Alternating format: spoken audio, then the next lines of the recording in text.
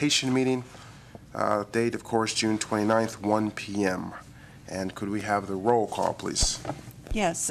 Renee Plain. Present. Jonathan Bolware. Here. Stan Jones. Jesse Dahmy and Karen Aboud are absent. We have a quorum. All right, could we all please stand for the Pledge of Allegiance? Pledge allegiance to the flag of the United States of America and to the republic for which it stands, one nation, under God, indivisible, with liberty and justice for all. Thank you. All right, any public comment? See one person in the audience? Okay. For possible action, adoption of agenda. And we only have one item on the agenda, is that correct? Yes, so. I make a motion, we approve the agenda. Second. All in favor? Aye. Aye. Opposed? All right, motion passes. Thank you. Possible action, approval of the resolution to augment fiscal year 2014-2015 budget. Joel, you are up. For the record, this year we did have to have a special meeting. It was my understanding that with the augmentation, we obviously had an increase of revenues that we tracked throughout the year, which then corresponding we had an increase in our expenses. We match our expenses based on our revenues. It was my understanding that we would not have to do an augmentation if we didn't increase past, or our expenses didn't go over and above what was projected in percentage-wise with our new revenues. That being said, we found out just about a week and a half ago that we did need to do an augmentation, so that's why we're having a special meeting. From here on out, we will continue, as in the past, to do all augmentations in our regularly scheduled June meeting. So, in your packet, you will find a listing of the augmentation, and this is the taxation form, page 1 of 15. Go over it real quick. At the very top, you can see that we had budgeted and anticipated $1.3 million, $1,302,190 going into this fiscal year. Line 2, whereas you can see that we actually, with our new revenues, came in at $1.464 million. How that breaks out is in the line item in the middle. The beginning fund balance actually was lower than what we projected at the 1.3 at the beginning because of the Willys purchase, so that was $21,000 down. The new revenues that did come in throughout the year and new, not only room tax, but intergovernmental and miscellaneous income, we had $39,913 in additional room tax revenue come in. Increase in intergovernmental revenue, the $17,700, that is relating to the grants. When we put the budget in at the beginning of the year, we're not sure what the award of grants would be. The increase in projected miscellaneous income, this is the increase in the grants. Once again, if we have expenses for grants, we have the revenue that comes in for the grants also, and expenses on grants. But then we also have the new building. The rental of the new building wasn't in our original projected, but for the miscellaneous income, that would include the selling of our old building. It would also be, we had some donations that came in. So any of that additional interest income, all of that pertaining to non-room tax revenue would be listed in that miscellaneous income. The total then we came up with was $161,810 over and above what was originally budgeted at the beginning of the year. Sure, I have a question. Yes. So the other than the money we got from the chamber, all of it's tax revenue, right? And the rest of it's how we divide, like the increase in intergovernmental revenue. I mean, that's the main. It's all under the umbrella of tax revenue. Actually, on that one, the intergovernmental revenue, that would just be the grants. Yeah, the way that we actually calculate it, and it's not how we would do our standard business accounting. The way that they account for it, even though we would have brought in additional revenue for intergovernmental, it's just shown as an increase in expenses for intergovernmental because they get a portion of that room tax. So that's just the grants. And then under miscellaneous, there's also, it breaks out. If you look actually on page 2, you can see that we've got the $100,000 sale of the old building, $11,000 in donations, $8,000 in refunds or reimbursements that came in, $1,800 in additional gift store sales, $2,500 in bus passes. That all of these revenues were not. That's in our notes. That's in your notes. You had in your notes that was sent out. So I just wanted to break out. So those are those additional. So that all adds up to that $125,244. And The rest of it is all the expenses that we've tracked throughout the year as reported.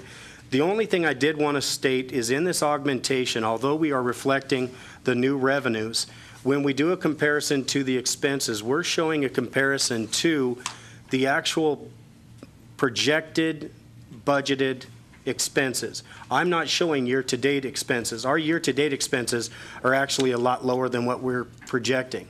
So we're going to come in, once we get through the end of the year tomorrow and we do our audit, we're going to come in much higher in our revenues than in our expenses, but we can't do the augmentation that way. We did the augmentation based on that column 2, our budgeted numbers in our budget report, as you normally would see. But if you look at year-to-date as of last week, just in services and supplies alone, we're about $90,000 to the good still, and we are certainly not going to be spending that, but we had to show what we budgeted to spend, which would be reflective of that $2,000. At the very end of this, you can see that we're projecting $2,000 of our reserves, actually, I think $1,600 of our reserves. That's actually going to be much better in the black at the end of the year. Just wanted to make sure there was a note of that on the record. So we're carrying over 90,000? The carryover you won't see until we get our audit numbers. I'm projecting that we're going to, with the grants that we've done last week and this week, I think it's safe to say that we're going to have an additional carryover that's not shown in this augmentation of anywhere between $40,000 and $50,000. Yeah. So, and that's, once again, we can't show that in the augmentation numbers. So this was, once again, all this is just formality and the fact that we brought in more revenues and our expenses went up accordingly, and we have to do an augmentation. This is everything that's already happened before today. The augmentation for the expenses is where, on which page? Yeah, it's a top page like the revenue, right? Yeah. There's one for expenses.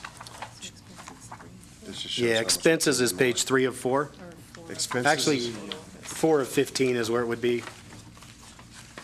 But we don't have to do a resolution like this one for expenses? No, all you're doing on your augmentation, all of these forms are included in the taxation, so it will list out all of those, but all they're doing is that front page to state what our revenues were, because our expenses are still going to be changing over the course of the next month. When they come in with the final numbers on the audit, that will then show what our carryover is, and we'll have an adjusted carryover once Beth Cohn does the audit. Yeah.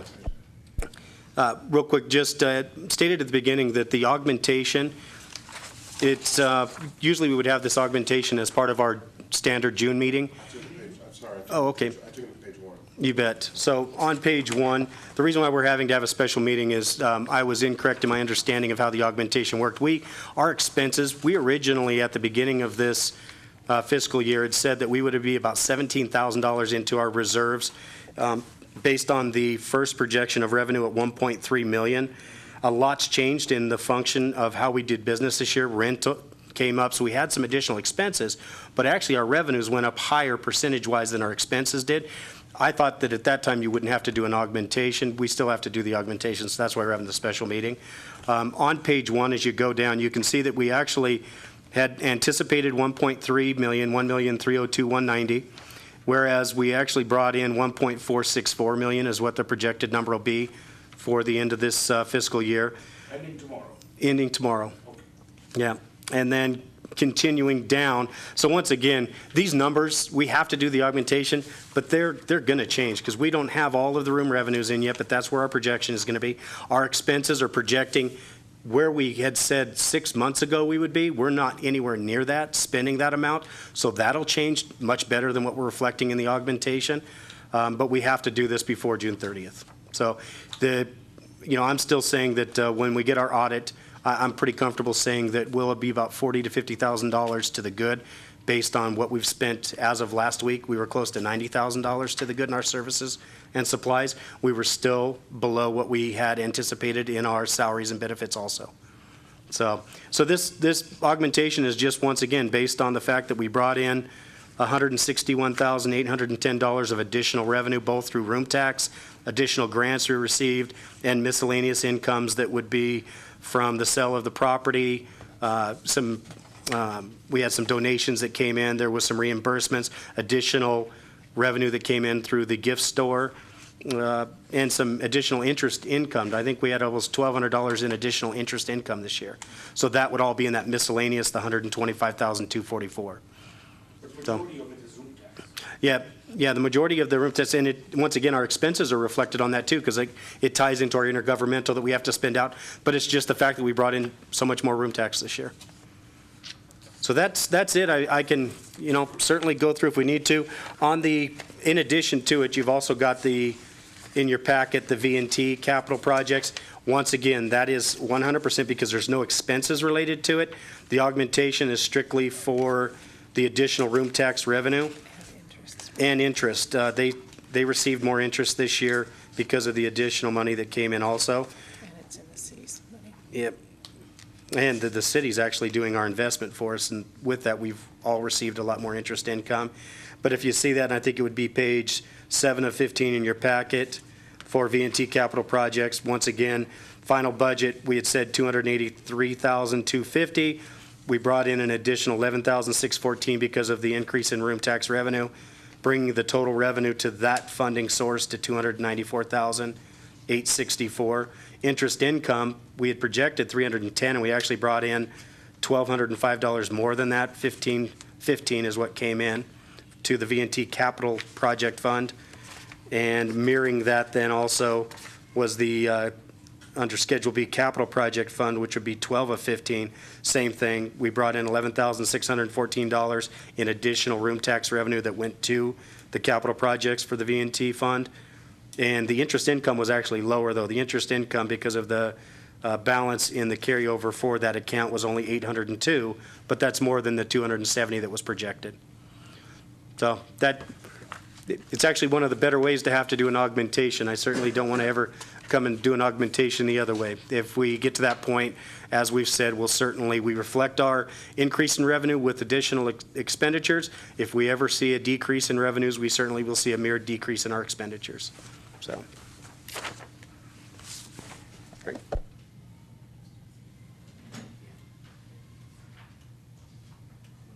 Anybody else have any questions for Joel about this? Before we actually go to a vote, I want to make sure that we recognize that Jesse Dahme is present and voting. I just have one question. You said the revenue actually went up more than the expenses. So do you have exact numbers? This is just projected because you have still not got May yet. May is in? Okay, so you don't have June yet. So it's only 1 month. I mean, to me, it seems like the augmentation just really is a way of saying that we budgeted this and we're going to do more or less, and it's a forecast. But we have to let them know that the budget is off by a certain percentage. I mean, that's what it seems like this is for. Yeah, it's a legal heads up. It's exactly what it is. So the number I was saying is in your budget, this revised, what is the anticipated increase in revenue and what is the anticipated increase in expenses? Where is that?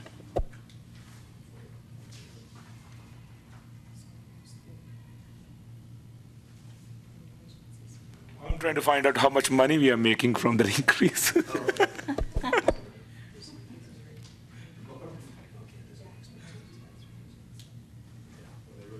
Okay.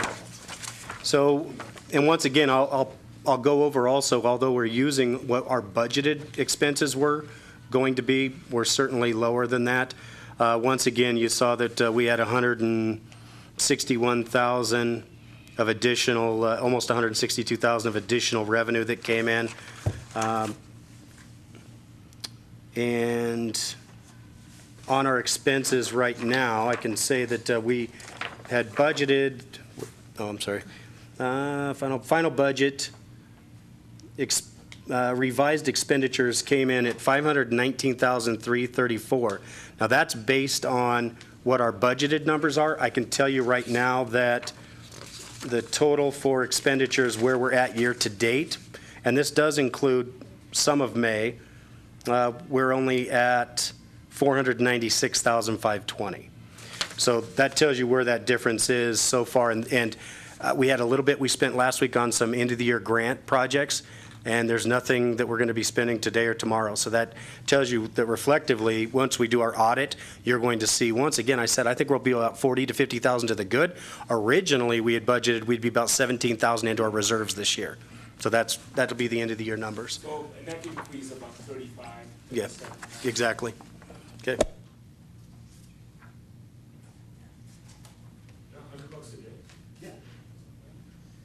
It's been a great year. Any comments, audience, about this at all? Any more board comments? All right, we're ready for a motion.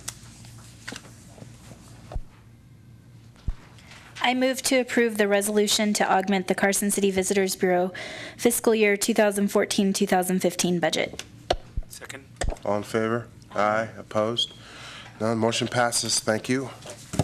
And